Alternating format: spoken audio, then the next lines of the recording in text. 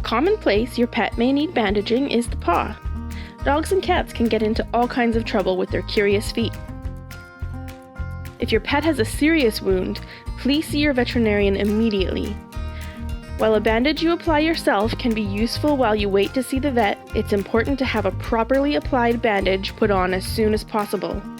In some cases, a bandage may not be necessary or may even cause further damage. These tips aren't meant to replace professional veterinary advice. When your pet is injured, they may be in pain and afraid. Because of this, they're more likely to bite, even those that they know very well. Muzzling an injured pet is always the safest for everyone. Because Gus is brachycephalic, or has a squishy face, I found this great muzzle for him. It allows him to see and breathe, but keeps him from biting. Poor Gus has a cracked nail.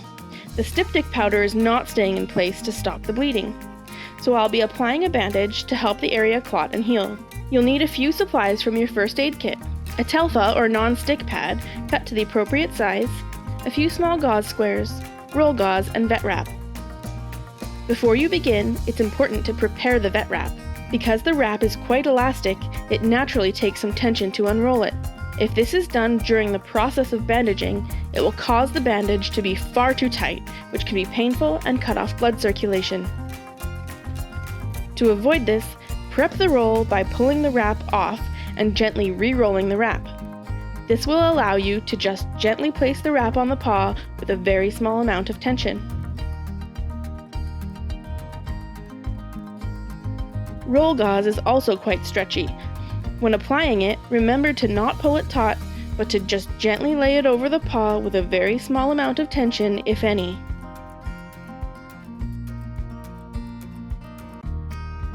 I will only be leaving this bandage on for a few hours. First, place the telfa or non-stick pad on the affected area. Place a gauze square or two on top of the telfa to help cushion the area and absorb any seeping blood. Start the gauze roll on top of the paw a few inches from the toes. At the beginning, make sure the gauze is coming off the top of the roll. Wrap the gauze around the bottom of the paw.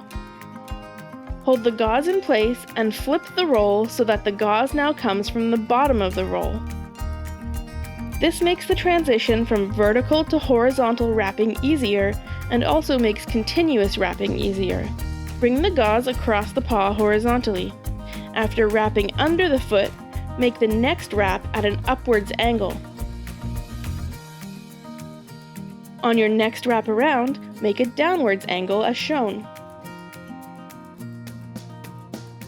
Continue to alternate between up and down angles.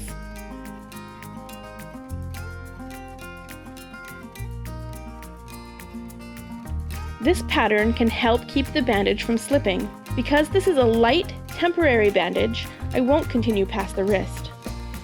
For a bandage that needs to be more secure, you can continue an inch or so above the wrist for some extra support. Cut the gauze and repeat the steps with the vet wrap.